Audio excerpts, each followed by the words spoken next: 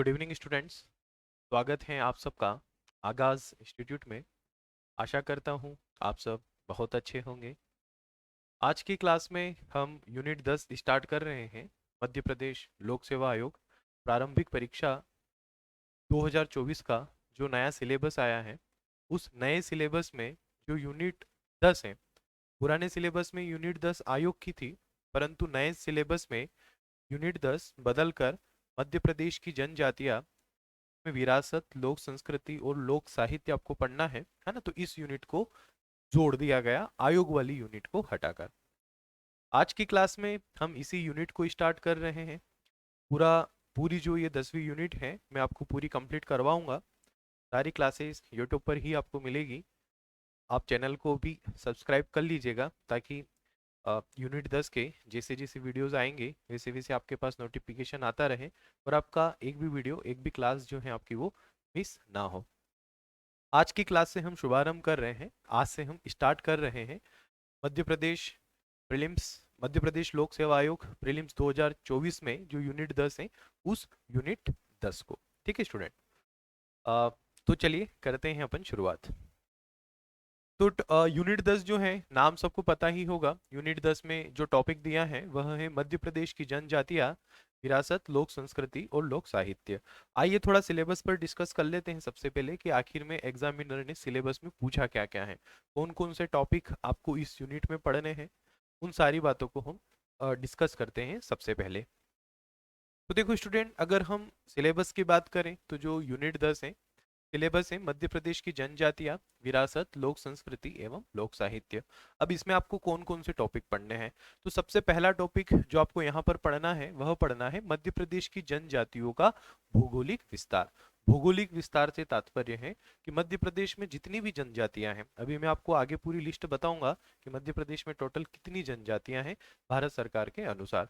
तो मध्य प्रदेश में जितनी भी जनजातियां हैं, उन जनजातियों का वितरण कहाँ है, उन जनजातियों का विस्तार कहाँ है, कहाँ पर कौन कौन सी जनजातियां अधिक मात्रा में रहती हैं, कौन कौन सी जनजातियों का बाहुल्य क्षेत्र कौन सा है, मध्य प्रदेश के पश्चिम में कौन सी जनजातियां हैं, पूर्व में कौन सी जनजातियां हैं, उत्तर में कौन सी जनजातियां हैं, दक्षिण या मध्य भारत वाला जो एरिया है, मतलब मध्य प्रदेश का जो मध्य वाला हिस्सा है, उसमें कौन कौन सी जातियां जनजातियां मुख्य रूप से निवास करती हैं, हम उसके पूरे भौगोलिक विस्तार को समझेंगे। साथ ही साथ आपको यहाँ पर जनजातियों से संबंधित संवैधानिक प्रावधानों को पढ़ना है। मतलब कि जनजातियों से संबंधित जितने भी संवैधानिक प्रावधान है, संविधान में अगर जनजातियों का उल्लेख है तो वो कहाँ है, अगर किसी जाति को जनजाति, अनुसूचित जनजाति में शामिल करना हो तो उसकी क्या प्रोसेस है, अनुसूचित जनजातियों के हितों की रक्षा के लिए सरकार ने क्या क्या कानून बनाए हैं, कौन कौन से प्रावधान किए हैं संविधान में, कौन कौन से प्रावधान हैं, जो भी जनजातियों से रिलेटेड आयोग हैं, है ना, जिनका उल्लेख संविधान में किया गया है, तो उन सारी ही चीजों को हमें यहाँ पर पढ़ना होगा। ठीक है। तीसरे टॉपिक की बात करें तो वह है मध्य प्रदेश की प्रमुख जनजातियां। ठीक है। हम यहाँ पर मध्य प्रदेश की जनजातियों का भौगोलिक विस्तार देखेंगे कि मध्य प्रदेश में कितनी टोटल जनजातियां हैं और वो कहाँ पर निवास करती हैं। अब यहाँ पर बात आती है प्रमुख जनजातियों की, कि मध्य प्रदेश में जितनी भी जनजातियां हैं, उन जनजातियों में से जो प्रमुख जनजातियां हैं, है ना, जो भारत के स्तर पर या अपना एक विशेष ऐतिहासिक महत्व रखती हैं, तो उन प्रमुख जनजातियों के बारे में हमें पढ़ना है, जैसे भील, गोंड, बेगा, कोरकू, सहरिया, है ना, इन सब के बारे में। तो इन प्रमुख जनजातियों के बारे में पढ़ेंगे। साथ ही साथ जो मध्य प्रदेश की विशेष पिछड़ी जनजातियां हैं, जैसे कि भारिया, बेगा, सहरिया, है ना, तो इन जनजातियों के बारे में हमें सारी चीजें पढ़ना है। और मध्य प्रदेश में जो घुमंतु जातियां हैं, है ना, उन जनजातियों के लिए हम, उन जनजातियों के बारे में हमें पढ़ना है। साथ ही साथ इन जनजातियों के कल्याण के लिए, है ना, इस शब्द पर ध्यान देना, इन जनजातियों के कल्याण के लिए जो सरकार ने योजनाएं चलाई हैं, हमारे मध्य प्रदेश सरकार ने तथा भारत सरकार द्वारा जो भी योजनाएं चलाई गई हैं इन जनजातियों के कल्याण के लिए, उन योजनाओं को हमें पढ़ना है। साथ ही साथ मध्य प्रदेश की जनजाति संस्कृति।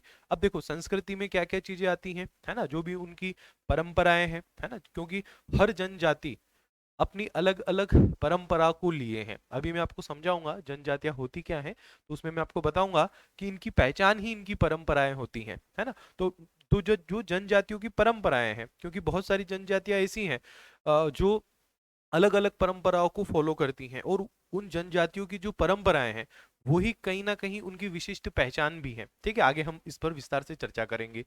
उनकी जो विशिष्ट कलाएं हैं, बहुत सारी जनजातियां ऐसी हैं जो अपनी विशिष्ट कला के कारण फेमस है। साथ ही साथ जो उनके त्योहार हैं, है ना, जैसे भीलों का भगोरिया त्योहार है, उत्सव है, जो उनकी भाषा है, जो उनकी बोली है ना, और जो उनका साहित्य है। तो हम इन सारी चीजों को, इन सारे पॉइंट को यहाँ पर पढ़ेंगे। साथ ही साथ हम मध्य प्रदेश की जनजातियों का भारत के स्वतंत्रता आंदोलन में योगदान एवं राज्य के प्रमुख जनजाति व्यक्तित्व के बारे में पढ़ेंगे, जिसमें भीमा नायक, टंटैया भील, है ना, इस प्रकार के जितने भी स्वतंत्रता आंदोलन में शामिल जो लोग हैं, जैसे शंकर शाह हो गया, है ना, तो इस प्रकार से जितने भी हैं, है ना, जैसे हम शंकर शाह का नाम ले, 1857 की क्रांति में रघुनाथ शाह, शंकर शाह, इन महान योद्धाओं के नाम आपने सुने ही होंगे, है ना। तो जो ये प्रमुख क्रांतिकारी या स्वतंत्रता आंदोलन में जिनका एक विशेष योगदान रहा, उन व्यक्तियों के बारे में हम पढ़ेंगे। साथ ही साथ मध्य प्रदेश में जो जनजातियों से सम्मुख प्रमुख सॉरी मध्य प्रदेश में जनजातियों से संबंधित जो प्रमुख संस्थान हैं, जो संग्रहालय हैं, और जो भी सरकार कोई किताब वगैरह इन पर जारी करती हैं, इन जनजातियों से रिलेटेड कोई भी अ, सरकार द्वारा या किसी भी एक विशेष संस्था द्वारा जो भी प्रकाशन किया जाता है, उन प्रकाशनों के बारे में भी हम पढ़ेंगे। साथ ही मध्य प्रदेश की लोक संस्कृति एवं लोक साहित्य के बारे में भी हम देखेंगे कि आखिर में हमारे मध्य प्रदेश में मध्य प्रदेश की जो लोक संस्कृति है ना, जो लोक साहित्य है ना, उन सब के विषय में हम विस्तार से चर्चा करेंगे। तो अगर हम मोटे तौर पर बात करें तो लगभग यहाँ पर लगभग 10 के आसपास हमें टॉपिक देखने को मिलते हैं। 1 2 3 4 5 6, है ना, इसमें कई सारे सब टॉपिक हैं, 7 8 9 और लगभग ये 10, है ना। और इनमें कुछ कुछ छोटे छोटे टॉपिक भी हैं, लेकिन हम मेजर टॉपिक की बात करें तो लगभग 10 12 टॉपिक के आसपास हमें टोटल टॉपिक देखने को मिलते हैं, जो इस यूनिट 10 में हमें पढ़ना है ना। जिनमें से एक टॉपिक है मध्य प्रदेश में जनजातियों का विस्तार। अब इसमें बहुत सारे सब टॉपिक आपको मिलेंगे। जनजातियों से संबंधित संवैधानिक प्रावधान, तो इसमें भी हम सारी चीजें पढ़ेंगे, है ना। तो इसी प्रकार से एक एक करके हम इन सारे ही टॉपिक्स को विस्तार से पढ़ेंगे। नया जुड़ा हुआ सिलेबस में है यह यूनिट 10, है ना। इससे पहले सिलेबस में तो ये चीजें थी, परंतु इसे सेपरेटली नहीं थी। अब यहाँ पर नई जुड़ी है, मतलब विशिष्टता पर ध्यान दिया जाएगा पेपर बनाते समय इन सारे टॉपिक्स पर, और इन सारे टॉपिक्स पर जो भी प्रश्न होंगे वो आपको इस बार परीक्षा में देखने को मिलेंगे। हम पूरी कोशिश ये करेंगे, क्योंकि अभी तक इस नए सिलेबस में, मतलब इस नई यूनिट से अभी तक कोई अ, परीक्षा हुई नहीं है ना।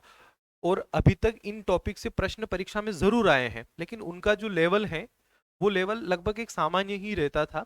लेकिन अब इसको सिलेबस में स्पेसिफिक किया गया, अलग से इसको जोड़ा गया, इसको हाईलाइट किया गया। तो हो सकता है कि एग्जामिनर जो है वो डीपली प्रश्न पूछने की भी कोशिश करें, क्योंकि नई यूनिट जुड़ी है।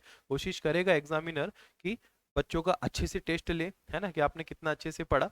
तो हम पूरा प्रयास यही करेंगे कि हम इसको फुल डिटेल में पढ़ें, चाहे 10 12 क्लास हमारी ज़्यादा लग जाए, लेकिन हम इसको पूरा डिटेल में पढ़ें, ताकि जैसे आयोग में 10 में से 10 हम ले आते थे ना, तो उसी प्रकार से यहाँ पर भी हम 10 में से 10 लेकर आए, है ना। आयोग के साथ यही हो रहा था, 10 में से 10 ही आ रहे थे बच्चों की। ये जो मेरिट इतनी हाई जा रही थी ना, कट ऑफ जो इतने हाई जा रहे थे, 80 81 82 के आसपास, तो उनमें कहीं ना कहीं आयोग का भी एक बहुत बड़ा योगदान था, है ना, क्योंकि सीधे सीधे बच्चों के नंबर आ रहे हैं। और आयोग में ज़्यादा क्वेश्चंस में वेराइटी भी आप नहीं डाल सकते हो, है ना। इतिहास भूगोल के प्रश्न हो तो उनको घुमा फिरा कर कैसे भी पूछ लो, लेकिन आयोग में इस आयोग का अध्यक्ष कौन है, अभी इस प्रश्न को कैसे घुमाएगा, इस आयोग की स्थापना कब हुई, इसे कैसे घुमाया जाएगा, है ना। सीधे सीधे स्टैटिक चीजें ही पूछी जाती थी, तो ज्यादा एग्जामिनर के पास कुछ नया पूछने को होता नहीं था, सीधी सीधी चीजें ही पूछ सकता था। और बच्चे वैसे सीधी सीधी चीजें तो पढ़कर जाते ही थे, और अच्छे खासे नंबर वहां पर लाते थे, और अ, अच्छा खासा स्कोर भी करते थे। लेकिन अब नया जुड़ा है, हो सकता है यहाँ पर इतिहास वाला संस्कृति वाला पोर्शन है, तो हो सकता है कि यहाँ पर बहुत ज़्यादा आंकड़ों वाइज क्वेश्चन पूछे जाएं, हो सकता है कि बहुत ज़्यादा डीपली क्वेश्चन पूछे जाएं, है ना। हो सकता है कि पहली बार है तो हो सकता बिल्कुल सामान्य से ही प्रश्न हो, है ना, वो हमारा लक। हालांकि सामान्य से होंगे तो फिर वो सबके लिए ही होंगे।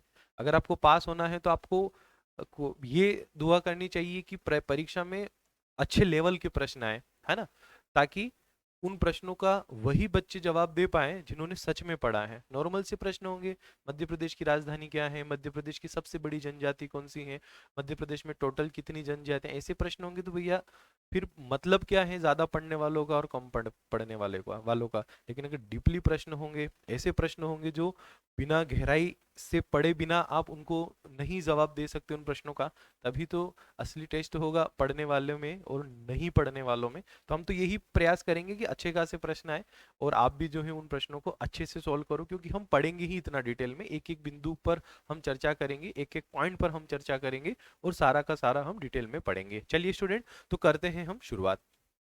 सबसे पहला टॉपिक जो है हमारा वो होगा मध्य प्रदेश में जनजातियों का भौगोलिक विस्तार, है ना। इस टॉपिक को हम सबसे पहले स्टार्ट करेंगे। अब स्टूडेंट, इस टॉपिक को स्टार्ट करने से पहले सबसे पहले हम बात करते हैं कि आखिर में जनजातियां होती क्या है ना। आखिर में जनजातियां कहते किसे हैं, है ना। इस जनजाति शब्द का क्या मतलब। तो देखो स्टूडेंट, अगर हम परिभाषा की बात करें, है ना, जनजाति शब्द की परिभाषा की बात करें या जनजातियां में कौन सी जातियां आती हैं, अगर हम उस परिभाषा की बात करें, तो देखो स्टूडेंट, जनरली वे जातियां, है ना, जो आज भी पुराने रीति रिवाजों को फॉलो करती हैं, वे जनजातियां या वे जातियां जो आज भी मुख्य धाराओं से नहीं जुड़ पाई, आज भी मुख्य धारा से नहीं जुड़ सकी, वो आज भी पुरानी परंपराओं को ही फॉलो करती हैं। आज भी उनके समाज में जो कानून जो बनते हैं, वो कहीं ना कहीं जो अ, उनके जातियों के जो मुखिया होते हैं, है ना, बस वही कानून बनाएंगे और वो जो जाति होगी बस उन्हीं कानूनों के बंधनों में बंधी होती है। मतलब पूरी तरीके से आप यूं बोल सकते हो कि उन जातियों का मुख्य धारा से एकदम जुड़ाव नहीं हुआ। हालांकि आज सरकारी प्रयासों के द्वारा काफी सारी जनजातियों को मुख्य धाराओं से जोड़ा जा रहा है, लेकिन फिर भी अगर हम बात करें हमारे देश की आजादी के समय या उससे पहले की भी यदि हम बात करें, तो बहुत सारी हमारे देश में ऐसी जातियां थी जो पूरी तरीके से पुरानी रीति रिवाजों, पुरानी पद्धतियों को और पुरानी जितनी भी रूढ़िवादिताएं हैं उनको ही फॉलो करती थी, जिनमें आप समझ सकते हो जैसे कि अ, उनका जो मुख्य काम है वो है प्राकृतिक संसाधनों का दोहन करना, है ना। मतलब जनजातियों का ये मुख्य काम है प्राकृतिक संसाधनों का दोहन करना, साथ ही साथ जंगलों में निवास करना, क्योंकि प्राकृतिक संसाधन जनरली कहाँ होंगे, है ना, जनरली कहाँ होंगे, जंगलों में होंगे, है ना। उसके साथ साथ यदि हम देखें तो कहीं ना कहीं ये जनजातियां जो हैं, है ना, कहीं ना कहीं ये जो जनजातियां हैं ये मुख्य धारा से कम जुड़ी होती हैं। इनका एक अपना एक राजनीतिक संगठन होता है ना। इन्हीं जातियों का कोई एक मुखिया होता है जो कानून बनाता है और उसी कानून को ये पूरी जनजाति जो है, ये जो जातियां हैं ये मानती हैं, फॉलो करती हैं, है ना। भारत का संविधान और भारत का कानून तो है ही है, लेकिन इन जनजातियों का भी अपना एक कानून होता है, इनकी एक विशिष्ट बोली होती है ना। मतलब ये पूरे एक अलग समुदाय में रहते हैं और पुराने रीति रिवाजों, पुरानी पद्धतियों को ये फॉलो करते हैं, प्राकृतिक संसाधनों के दोहन का ये कार्य करते हैं, है ना। तो इस प्रकार की जो जातियां हैं उन्हें जनरली हम अनुसूचित जनजातियों में मानते हैं, अनुसूचित जनजातियों में उन्हें हम शामिल करते हैं। ये तो हो गई एक किताबी परिभाषा अनुसूचित जनजातियों की। लेकिन वहीं अगर हम बात करें संविधान की, कि संविधान के अनुसार अनुसूचित जनजातियां कौन सी हैं, है ना, संविधान जो है वह किसे अनुसूचित जनजातियों में मानता है। तो स्टूडेंट, अगर हम संविधान की बात करें तो संविधान जो है ना, संविधान की यदि हम बात करें, हमारे भारत के संविधान के अनुसार देखें तो हमारे भारत के संविधान का जो अनुच्छेद 342 है, अनुच्छेद 342, आगे मैं आपको बताऊंगा।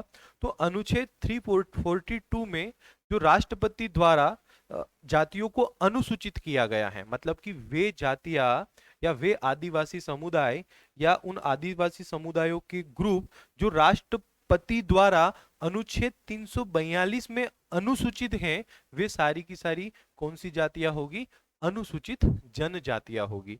मतलब अगर हम संवैधानिक रूप से देखें तो अनुसूचित जातियां मतलब कि वे जातियां जो अनुच्छेद 342 में राष्ट्रपति द्वारा अनुसूचित की गई है ना।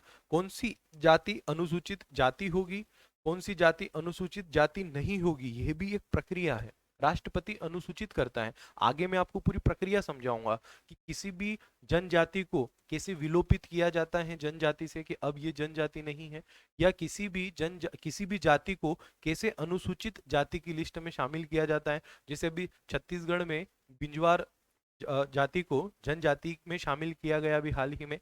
तो ये पूरी प्रक्रिया कैसे होती है, कैसे राज्य सरकार और इन जनजातियों से संबंधित मंत्रालय, भारत सरकार, राष्ट्रपति किस चरणों में, मतलब किन किन चरणों में काम करके किसी भी जाति को जनजाति घोषित करते हैं, अनुसूचित करता है राष्ट्रपति, वो पूरी प्रक्रिया मैं आपको आगे समझाऊंगा। लेकिन ये तो होगी जनजातियों की बात, है ना, कि जनजातियां आखिर में क्या होती हैं। वे लोग जो प्राचीन काल में वनों में निवास करते थे, जंगलों में निवास करते थे, प्रकृति को प्रकृति की पूजा करते थे, या एक प्रकार से प्रकृति से एकदम जुड़े होते थे, वो आज भी पुरानी पद्धतियों में ही रहना चाहते हैं, वो आज भी पुराने रीति रिवाजों को ही फॉलो करना चाहते हैं, है ना। तो आप जनरली हम उन्हें अनुसूचित जातियों में मानते हैं, अनुसूचित जातियों में समझते हैं, जो मुख्य धारा से नहीं जुड़ पाए या मुख्य धारा से जिनका जुड़ाव नहीं हो पाया, है ना। हालांकि वे जातियां जो हैं वो इसी में खुश हैं, है ना। वो चाहते, मतलब बहुत सारी जनजातियां ऐसी हैं जो चाहते ही नहीं है कि वो मुख्य धारा में आए। वो अपने ही उस राजनीतिक समुदाय में, वे अपने ही उस पुराने या पुरानी पद्धतियों भरे जीवन में ही खुश हैं, उनमें ही वो रहना चाहते हैं, है ना। ये एक गंभीर चर्चा का विषय है, इस पर हम आगे चर्चा भी करेंगे, है ना, कि आखिर में ऐसा क्यों है, क्यों वो बदलाव नहीं चाहते हैं, है ना। चलिए, तो स्टूडेंट, अनुसूचित जनजातियां आखिर में क्या है वो मैंने आपको थोड़ा सा समझाया, है ना। बस आप इतना सा ही आपको समझना है ना। क्योंकि आपके जो प्रश्न होंगे वो एमसीक्यू टाइप में होंगे, तो वहां जनरली ऐसे प्रश्न एग्जामिनर आपसे पूछेगा नहीं। एग्जामिनर जो है आपसे नॉर्मली ही प्रश्न करेगा, सॉरी, एग्जामिनर जो है आपसे वो ये इस टाइप के प्रश्न नहीं करेगा। हाँ, अनुच्छेद से जुड़े और इस प्रकार के प्रश्न होंगे जिन्हें हम आगे समझने वाले हैं। चलिए, तो अब करते हैं हम शुरुआत। तो देखो स्टूडेंट, मैंने अभी आपको बताया था, है ना, कि संविधान में जो उल्लेख है वो है अनुच्छेद 342 में, है ना, 342 में। ये प्रश्न जरूर आएगा कि अनुसूचित जनजातियों का उल्लेख संविधान के किस अनुच्छेद में है, तो 342, है ना। राष्ट्रपति द्वारा अनुच्छेद 342 में जिन जातियों को या जिन अनुसूचित जनजातियों को अनुसूचित किया गया है, या जिन जनजातियों को अनुसूचित किया गया है, वे अनुसूचित जनजातियां हैं। ठीक है, चलिए, तो अब हम शुरुआत करते हैं मध्य प्रदेश की अनुसूचित जनजातियों के बारे में। एक थोड़ा इंटरव्यू, एक इंट्रो के आखिर में मध्य प्रदेश में क्या है अनुसूचित जनजातियों की स्थिति, कितनी अनुसूचित जनजातियां हैं, इन सारी बातों को समझते हैं। तो देखिए स्टूडेंट, अगर हम मध्य प्रदेश की बात करें तो हमारे देश की सर्वाधिक अनुसूचित जनजातियां, जिसे हम इंग्लिश में शेड्यूल्ड ट्राइब कहते हैं, है ना। एसटी शब्द आपने सुना होगा, है ना, शेड्यूल्ड ट्राइब अर्थात की एसटी, है ना, ये भी आपको याद रखना है। एसटी का फुल फॉर्म होता है शेड्यूल्ड ट्राइब्स, नोट्स आपको दूंगा उसमें पूरा लिखा रहेगा। चलिए, तो एसटी अर्थात की शेड्यूल्ड ट्राइब्स हमारे भारत की यदि हम बात करें तो सबसे ज्यादा कहाँ निवास करते हैं, मध्य प्रदेश में। संख्या के मामले में हम बात कर रहे हैं, हम संख्या के मामले में बात कर रहे हैं, हम जनजातियों के प्रकारों के आधार पर बात नहीं कर रहे हैं कि हमारे यहाँ कितने प्रकार की जनजातियां निवास करती हैं। हम बात कर रहे हैं जनजातियों की संख्या की, है ना, उनके व्यक्तियों की संख्या की। तो मध्य प्रदेश में देश की सर्वाधिक जनजातियां निवास करती हैं।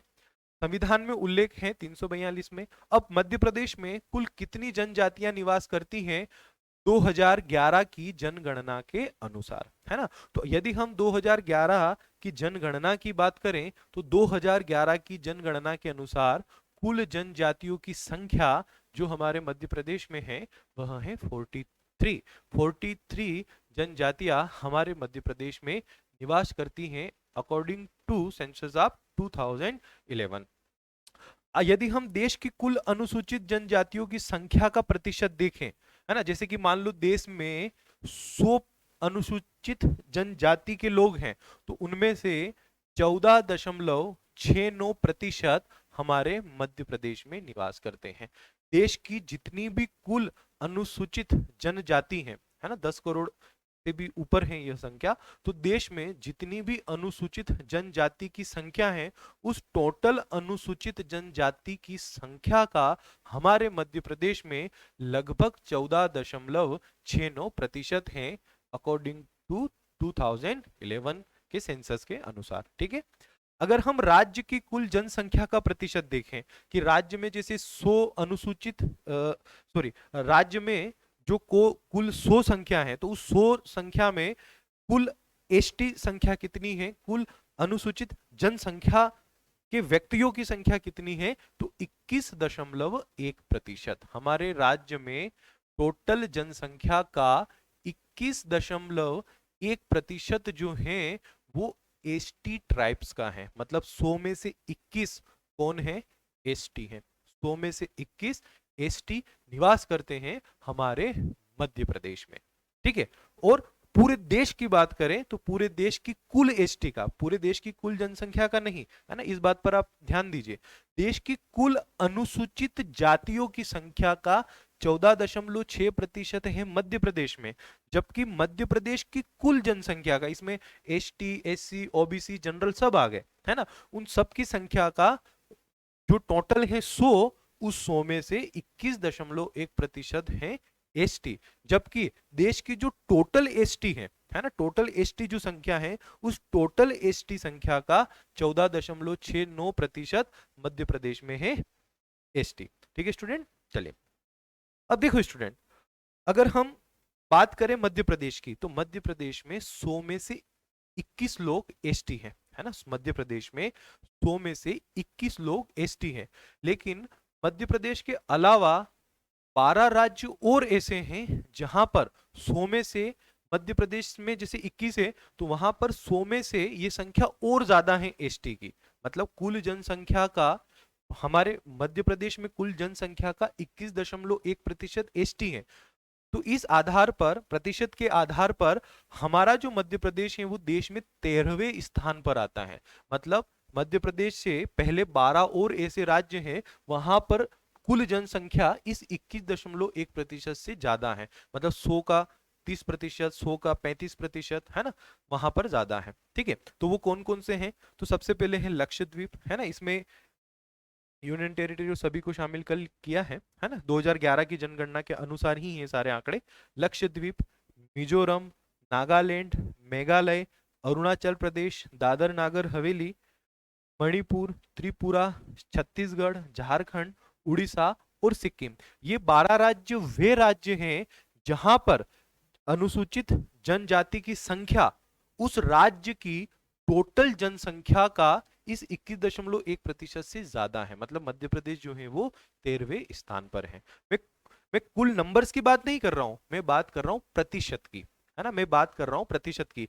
आप जैसे ऐसे समझो, हमारे मध्य प्रदेश में 1000 जनसंख्या है, उस 1000 में से 250 लोग ऐसे हैं जो एसटी के हैं। तो मध्य प्रदेश में कितने प्रतिशत एसटी हैं, आप कहेंगे 25%। 1000 में 250 एसटी, मतलब कि 25%। अब मान लो जो मिजोरम है या जो लक्षद्वीप है, यहाँ पर टोटल जनसंख्या है 200। अब उस टोटल जनसंख्या 200 में 100 एसटी है, तो यहाँ पर कितने प्रतिशत एसटी हुए, 50%। लेकिन नंबर में कौन ज्यादा है, मध्य प्रदेश। मध्य प्रदेश में तो 250 है, कुल जनसंख्या का जरूर 25% है, लेकिन नंबर में कितने हैं, 250। जबकि मिजोरम या लक्षद्वीप देखे तो वहां टोटल जनसंख्या है 200, 200 में से 100 कौन है, एसटी है। तो 200 का 100 मतलब 50%। तो मिजोरम की कुल जनसंख्या का 50% एसटी है, लेकिन संख्या में कितना है, 100। मध्य प्रदेश की कुल जनसंख्या का 25% एसटी है, लेकिन संख्या में कितना है, 250। तो संख्या में हम प्रथम पर हैं, लेकिन हम प्रतिशत की बात करें तो हम 13वें स्थान पर हैं। मतलब राज्य वाइज प्रतिशत की बात करें तो हम 13वें स्थान पर हैं, है ना। आशा करता हूं ये चीज आपको क्लियर हुई होगी। अगर डाउट हो कोई भी तो मैसेज कीजिएगा।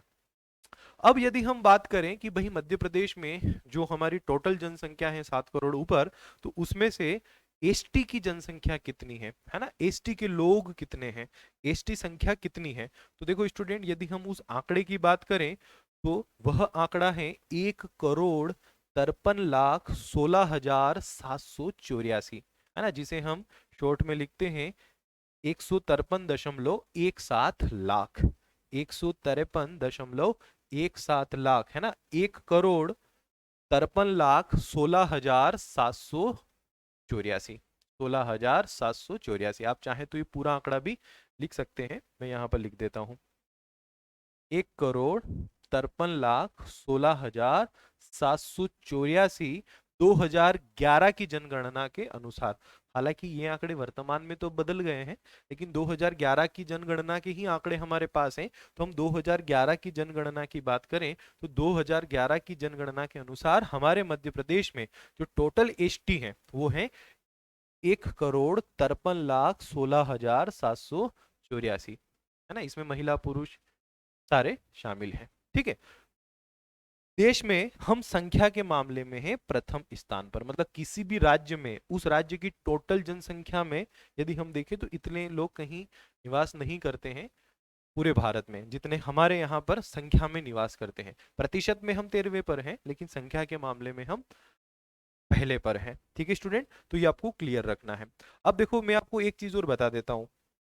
अगर हम बात करें 2001 की जनगणना की, तो 2001 की जनगणना में हमारे मध्य प्रदेश में जो एसटी संख्या थी 2001 में, है ना, मैं अगर 2001 की बात करूं तो 2001 में जो हमारे मध्य प्रदेश में एसटी थी वो लगभग 1,22,00,000 के आसपास थी। कितनी? 1,22,00,000 के आसपास, जो कि 2011 में बढ़कर कितनी हो गई? 1,53,16,784। तो 2001 की संख्या में और 2011 की संख्या में जो टोटल इजाफा हुआ वह हुआ लगभग 25.2% का, है ना। ये आंकड़ा भी आप नोट कीजिएगा। 2001 में जो हमारे मध्य प्रदेश में एसटी संख्या थी, उस एसटी संख्या का में लगभग 25.2% का इजाफा हुआ 2011 में, और वो संख्या पहुंची 1,53,16,784। लेटेस्ट आंकड़े तो इससे भी ज्यादा होंगे, है ना। लेकिन अभी जो लेटेस्ट जनगणना के आंकड़े हमारे पास हैं वो 2011 के ही हैं, तो हम उसी की बात करेंगे।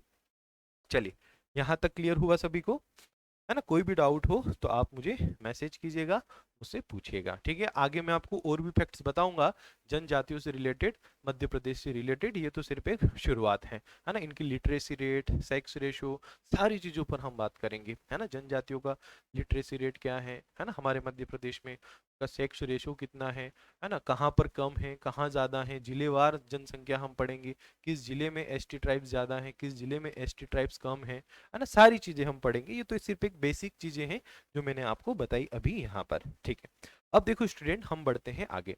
अब हम बात करते हैं, अभी जो मैंने कहा कि मध्य प्रदेश में टोटल 43 जनजातियां निवास करती हैं, तो आखिर में वो 43 जनजातियां कौन सी हैं जो हमारे मध्य प्रदेश में निवास करती हैं? तो हमारे मध्य प्रदेश में निवास करने वाली, यदि हम उन 43 जनजातियों की बात करें, है ना, तो आप यहाँ स्क्रीन पर मैप में देख भी सकते हैं, है ना, कि कहाँ पर कौन सी जनजातियां कैसे निवास करती हैं। जब मैं आपको पूरा मैपिंग कराऊंगा तो वहां पर एक एक चीज समझाऊंगा। अभी हम उन जनजातियों के नाम देखते हैं कि आखिर में हमारे मध्य प्रदेश में जो अनुसूचित जनजातियां निवास करती हैं वो कौन कौन सी हैं। तो यदि हम मध्य प्रदेश की अनुसूचित जनजातियों की बात करें, अकॉर्डिंग टू 2011 की जनगणना के अनुसार यदि हम देखें, तो हमारे मध्य प्रदेश में जो एसटी ट्राइब्स हैं वो हैं 43। कौन कौन सी? अगरिया, एक है आंध, नंबर 3 पर है बेगा, नंबर 4 बहना, है ना। नोट कर लीजिएगा आप, इनको भी थोड़ा नजर मानना है, क्योंकि इस बार ये स्पेशल यूनिट है तो हो सकता है प्रश्न यही आ जाए कि निम्न में से कौन मध्य प्रदेश की जनजाति नहीं है। तो इन 43 के अलावा जो भी नाम आपको मिलेगा वो मध्य प्रदेश की जनजाति नहीं है। वो हो सकता है किसी और राज्य में जनजाति हो, उत्तर प्रदेश में उसको जनजाति का दर्जा हो, महाराष्ट्र में उस जाति को जनजाति का दर्जा हो, लेकिन हमारे मध्य प्रदेश में तो इन 43 जनजातियों को ही जनजाति का दर्जा है ना। एक चीज और आप क्लियर कर ले, मध्य प्रदेश में अगर किसी जाति को जनजाति का दर्जा है तो जरूरी नहीं कि सभी राज्य में वह जाति जनजाति में शामिल होगी, है ना। ये जरूरी नहीं है। हर राज्य में अलग अलग जातियां जनजातियों में शामिल होती हैं, है ना। वो कैसे होती हैं, क्या प्रक्रिया होती है, वो हम आगे समझेंगे। हम बात कर रहे हैं मध्य प्रदेश की, क्योंकि मध्य प्रदेश में ये जनजातियां हैं। हो सकता है किसी और राज्य में अगर यह जनजाति में शामिल न नहीं हो, एक उदाहरण दे रहा हूं, है ना, तो इसलिए आपको दिमाग में रखना है। चलिए, नंबर 5 है भारिया, है ना। इनकी जो उपजातियां हैं वो जैसे भूमिया, भूईहार, भूमिया, भूमिया, भारिया, पालीहा, पांडो, है ना, ये उनकी और उपजातियां हैं। नेक्स्ट है भत्रा, है ना, ये मुख्य जनजाति है।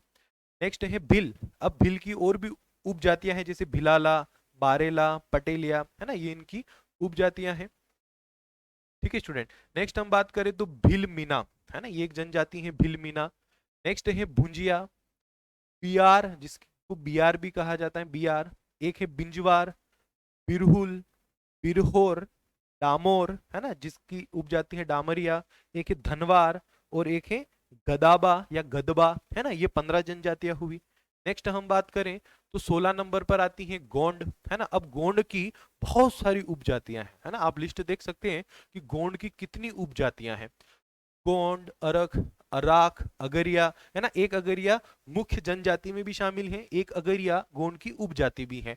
असुर, बड़ी मारिया, बड़ा मारिया, भटोला, भीमा, भूता, कोयला भूता, कोयला भूती, भार, बायसनहार, भारिया, छोटा मारिया, दंडामी मारिया, धुरु, धुरवा, धोबा, धुलिया, दोरला, गायकी, गत्ता, गत्ती, घेता, गोंड, गोवारी, हिल मारिया, कंडरा, कलंगा, खटोला, कोइतर, कोया, खिरवार, खिरवार, खिरवारा, कुचा मारिया, कुचकी, मारिया, माडिया, मारिया, माना, मन्नेवार, मोग्या, मोगिया, मोंग्या, मुड़िया, मुरिया, नगारची, नागवंशी, ओजा, राजगोंड, सोनजारी, झरेका, थाटिया, थोटिया, वड, मारिया, बड़े माड़िया और दरोई, है ना, ये सारी गोंड की उपजातियां हैं, है ना, इन सबको जनजातियों का दर्जा प्राप्त है। नेक्स्ट है हलबा, हलबी, कमार, कोरकू, कवर, कंवर, कोर, चेरवा, राठिया, तंवर, चतरी, है ना, ये इनकी उपजातियां हैं। 21 पर है कीर, है ना, 21 पर है कीर, आगे मैं बताऊंगा आपको, है ना, कीर 21 पर है। नेक्स्ट 22 पर है खेरवार, कोंदर, 23 पर है खारिया, 24 पर है कोंद, खोंड, कंध, 25 पर है कोल, 26 पर कोलम, 27 पर कोरकू, जिसकी उपजातियां हैं बोपची, माओसी, निहाल, नाहुल, बोंदी, बोंदेया, 28 कोरवा, कोड़ाकू, माजी, मजवार, मवासी, 32 पर है मीना, 33 पर मुंडा, 34 पर नगेसिया, नगासिया, 35 पर है उर्राव, धनका, धनगढ़, 36 पर है पनिका, है ना, जो कि छतरपुर, दतिया, पन्ना, रीवा, सतना, शहडोल, सीधी तथा टीकमगढ़ जिलों में निवास करते हैं। मतलब वे पनिका, है ना, वो पनिका जाति जो इन जिलों में निवास करती हैं वो अनुसूचित जाति में है। नेक्स्ट है पाव, 38 नंबर पर है परधान, पठारी, सरोती, 39 पर है पारधी, 40 पर है पारधी, बहेलिया, बहेलिया, चीता, पारधी, लंगोली पारधी, फांस पारधी, शिकारी, टा, टाकनकर, टाकिया। अब कौन से, जो छिंदवाड़ा, मंडला, डिंडोरी और सिवनी जिलों में निवास करते हैं वे पारदी, बहेलिया, चीता, पारदी, लंगोली, जो बालाघाट जिले की बेहर तहसील में निवास करते हैं, जो बैतूल जिले की बैतूल में भैंसदेही और शाहपुर तहसीलों में निवास करते हैं, जो जबलपुर जिले की पाटन तहसील तथा सिहोरा तहसील और मजोली विकास खंडों में निवास करते हैं, जो कटनी जिले की कटनी, मुरवार और विजय राघवगढ़ तहसीलों तथा बाहोरीबंद और ढिमरखेड़ा विकास खंडों में निवास करते हैं, जो होशंगाबाद जिले की बावई, सोहागपुर, पिपरिया और बानखेड़ी तहसीलों तथा केसला विकास खंड में, तथा जो जिला नरसिंहपुर और खंडवा जिले की हरसूद तहसील में निवास करते हैं। उन पारधियों को, उन बहेलियों को, इन शिकारी पारधियों को अनुसूचित जनजाति में शामिल किया गया है। नेक्स्ट हम बात करें 41 पर है परजा, 42 पर सहरिया, सहारिया, सेहारिया, सेहरिया, सोसिया, सोर, 43 पर है सनओता, सोता, 44 पर है सोर, 45 संवर या सौरा और 46 पर है सोर, है ना। तो ये टोटल 46 है अब इस लिस्ट में। अब आप कहेंगे कि सर आपने शुरुआत में कहा था कि मध्य प्रदेश में 43 जनजातियां निवास करती है, यहाँ तो आंकड़ा हो गया 46 का। तो देखो स्टूडेंट 46 क्यों है, क्योंकि ये जो 39 नंबर पर जो पारधी जनजाति है जो निवास करती थी भोपाल, रायसेन और सीहोर में, मतलब भोपाल, रायसेन और सीहोर के जो पारधी हैं उनको 8/1/2003 द्वारा अनुसूचित जनजातियों की लिस्ट से विलोपित कर दिया गया। मतलब एक जनजाति कम हो गई, तो 46 में से एक कम हो गई, कितनी हो गई 45। नेक्स्ट मीना जो 32 नंबर पर है ना, इसे भी 8/1/2003 द्वारा, है ना, जो विदिशा जिले के सिरोंज सब डिवीजन में है, उन मीनार को क्या कर दिया गया, विलोपित कर दिया गया। तो 45 में से फिर एक कम हो गया, कितने बचे अब 44। नेक्स्ट यदि हम बात करें तो कीर, है ना, 21 नंबर पर कीर, जो भोपाल, सीहोर तथा रायसेन जिलों में जो कीर हैं, उनको भी 8/1/2003 द्वारा इस लिस्ट से विलोपित कर दिया गया। मतलब 44 में से भी एक कम हो गया, मतलब वर्तमान में कितनी है स्टूडेंट, 43। ये 43 जनजातियां हैं वर्तमान में हमारे मध्य प्रदेश में, है ना। इनकी कई सारी उपजातियां भी हैं, लेकिन मैंने आपको मुख्य जातियां और साथ में उनकी उपजातियों के नाम बताए हैं। उपजातियों को भी अगर हम गिनेंगे इससे सारे अलग अलग, तो ये संख्या और आ, आगे पहुंचेगी, है ना। लेकिन हमने इन सबको सेपरेट सेपरेट काउंट किया। हमने का मतलब हमारी सरकार ने, है ना, हमने का मतलब मैंने नहीं, है ना, हमारी सरकार के आंकड़े हैं, है ना। ये सारे जो आंकड़े हैं, ये सारे सरकारी विभागों या सरकार के द्वारा ही जारी किए गए आंकड़े हैं, जिसमें 43 जनजातियों को अनुसूचित जनजाति की लिस्ट में रखा गया है हमारे मध्य प्रदेश में। हर राज्य वाइज ये आंकड़े अलग हैं, है ना, हर राज्य वाइज ये आंकड़े अलग अलग हैं। ठीक है स्टूडेंट, चलिए, तो ये 43 जनजातियां हुई हमारे मध्य प्रदेश में। अब हम आगे पढ़ेंगे आखिर में ये जनजातियां हैं कहाँ कहाँ, है ना। मैंने नाम तो बता दिए आपको सभी के, लेकिन अब आपके मन में प्रश्न होगा कि सर जैसे कोल है तो ये कहाँ रहते हैं, खेरवार हैं या कोंदर हैं तो ये कहाँ रहते हैं, मजवार या माझी हैं तो ये कहाँ रहते हैं, या जो हलबा हलबी हैं ये मध्य प्रदेश में कहाँ रहते हैं, मतलब इनका भौगोलिक विस्तार कहाँ है ना। इन जनजातियों का भौगोलिक विस्तार कहाँ है, हमारे मध्य प्रदेश में। तो अब हम स्टूडेंट बात करेंगे इन जनजातियों का भौगोलिक विस्तार। आखिर में कौन सी जनजाति हमारे मध्य प्रदेश में कहां पर निवास करती हैं, कहां पर इनका भौगोलिक विस्तार है। मध्य प्रदेश के उत्तर में, पूर्व में, पश्चिम में, दक्षिण में कहां पर कौन सी जनजाति हैं, ये सारी ही चीजें हम डिटेल से पढ़ेंगे। ठीक है स्टूडेंट, चलिए, तो आज तो समय हो गया। जो हमारी अगली क्लास होगी, उन अगली क्लास में मैं इन सारी ही जनजातियों का आपको विस्तार बताऊंगा कि कौन कौन से जिले में कौन कौन सी जनजाति है। आज की क्लास में हम जनजातियों का, हमारे मध्य प्रदेश की जनजातियों का एक परिचय लिया कि आखिर में मध्य प्रदेश में कितनी जनजातियां हैं, कितने प्रतिशत हैं, भारत का कितना प्रतिशत है, संख्या में हमारे मध्य प्रदेश में कितनी जनजाति हैं, और देश में मध्य प्रदेश का कौन सा स्थान है, और मध्य प्रदेश की सबसे बड़ी जो जनजाति है संख्या के मामले में वो भिल है ना। अभी हम जब शुरुआत करेंगे तब जो मैं आपको भौगोलिक विस्तार बताऊंगा वहां पर मैं आपको बताऊंगा कि कौन सी जनजाति मध्य प्रदेश की सबसे बड़ी जनजाति है, बड़ी कौन है, दूसरे पर कौन है, तीसरे पर कौन है, वो सारी चीजें हम विस्तार से पढ़ेंगे। ये तो सिर्फ एक शुरुआत है। ठीक है स्टूडेंट, चलिए, तो आपने अगर सब्सक्राइब नहीं किया हो तो कर लो, है ना, अगर आपको क्लास अच्छी लगी हो तो, ताकि जो भी अगले वीडियोस जो आएंगे वो सारे आपके पास पहुंच जाएं।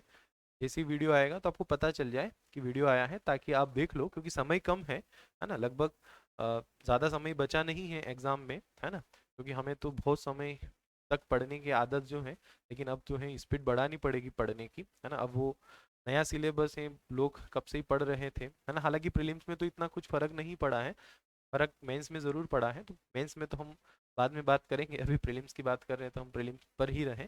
तो नया सिलेबस है तो बहुत सारे लोग कंफ्यूज भी हैं, तो कंफ्यूज अभी होना छोड़ दो, अभी तो आप प्रीलिम्स पढ़ो फटाफट। आप 2 दिन कंफ्यूज रहोगे, 2 दिन में आपसे 1000 बच्चे आगे निकल जाएंगे। आप 1 घंटा कंफ्यूज रहोगे, 1 घंटा आप नहीं पढ़ोगे, तो 1 घंटा में हो सकता है 25-30 बच्चे आपसे आगे निकल जाए जो आपके लेवल में थे। तो 1-1 घंटा, 1-1 मिनट आपके लिए कीमती है, तो इसलिए बिना समय गवाए तुरंत पढ़ना स्टार्ट करो, और छोड़ो सारे चक्कर, है ना, कोई भी काम नहीं आएगा, है ना। जो भी है ये सिलेबस है और आपको पढ़ना है, और बस लग जाओ अब पढ़ने में। ठीक है स्टूडेंट, चलिए, तो मिलते हैं हम अगली क्लास में, जहां पर हम चर्चा करेंगे मध्य प्रदेश में जनजातियों के भौगोलिक विस्तार की, कौन सी जनजातियां जिनकी लिस्ट अभी हमने देखी। ठीक है स्टूडेंट, चलिए, तो ऑल द बेस्ट।